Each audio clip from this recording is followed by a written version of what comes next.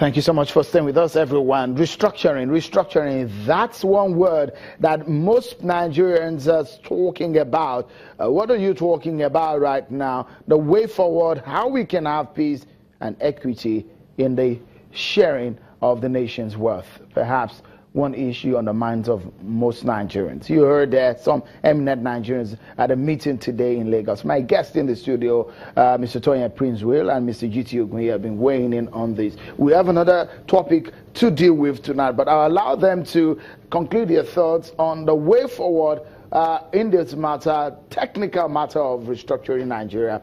Let me begin with you, just in about 30 seconds, if you can just hit the nail on the head and say, oh, what exactly is the place for the federal government to start in this restructuring process? Should they start, or who should be starting it? Yeah, okay. Before we went on the break, I was just listening to our learned brother, and I take on what he's saying. My only slight concern is that I don't want to be too prescriptive. My learned brother is not so aligned as I am. I'm a member of a political party. I'm also what you might call a fledgling member of a Ijaw ethnic group. And so I don't want to say this is what needs to be done. Tomorrow I might be contradicting either my party or my ethnic nation.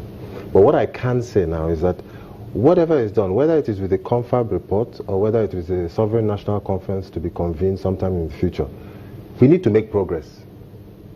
Where we are is simply not good enough. Who should take the leadership? The leadership has to be taken by the federal government, nobody else. All right. Because the pressure is coming from the grassroots. People are complaining, they're not happy, but you're even hearing the leadership now of the political parties and the ethnic regions asking for a change. It's a very technical issue, legally speaking, and it involves our constitution. No matter how flawed the constitution may be, it involves that, and it's very technical. Mr. Ogunye, just in about 30 seconds, where do we start from, and how do we hit it? No matter how technical the situation may be, it's human nature to always seek for something that is better than what you have. And I tell you that what we have is no more technical than what used to be. Before independence, colonialism was technical. And our leaders, negotiated and insisted on independence, and they got flag independence. It wasn't good enough, but they got it all the same. People have said that it wasn't economic independence, but it was political independence. They could elect their leadership and so on and so forth.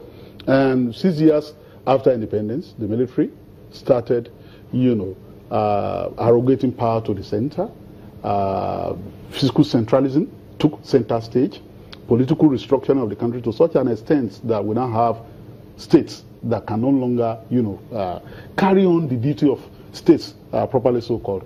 And so many other distortions by decrees, Minerals Act, everything in the land must belong to the federal government, Land Use Act, Petroleum Act, things like that.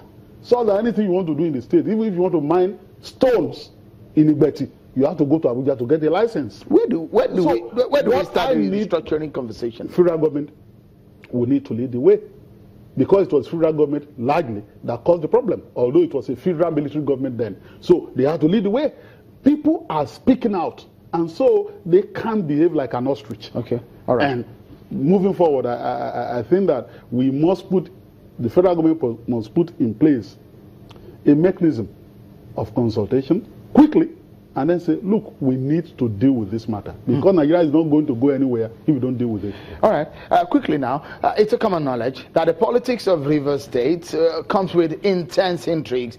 The governor, Mr. Nyesom Wike, and his predecessor, Rotimi Amechi, have always disagreed on several issues. The governor last week sacked all his commissioners. Some resigned before they got the boot.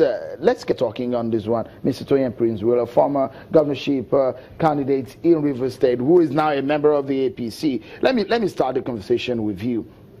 With the way and manner things are run in your state, I know you have your feelings about. First and foremost, do you think that commissioners need to be sacked? They've not spent 2 years. Listen, I'm going to be honest with you. Sometimes maybe it's because of the profile of Rivers State. A lot of interest is taken in what happens in Rivers State. Wike is the governor. He can sack his commissioners anytime they serve at his pleasure.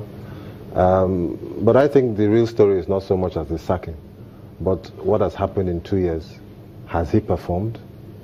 Has the cabinet performed? Recently, I gave an interview where I said that Wike is doing the best he can, but he lacks the capacity. What do you mean? Is it because he defeated you? No, of course not. You see, I would love to be defeated in a contest, as opposed to results being written somewhere. So he didn't defeat, but he's there as governor. The Supreme Court, which is the overall court in the land, has affirmed his position, so we'll accept that. But you see, he didn't perform. He hasn't been performing. And you see, I expect the media, investigative journalism, go behind the scenes, talk to these sacked commissions, hear from them. Wike is running an autocratic system where he alone operates.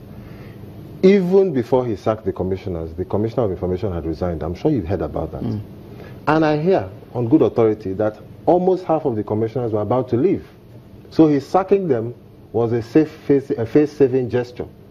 So performance, unfortunately, is what we are looking for, and we have not been getting it. So, but the altercation we always find between Mr. Wike and Mr. Amechi. No, I want to correct that. You see, unfortunately for Mr. Amechi, he gets dragged in to the issue. He's governor, served, and he's gone.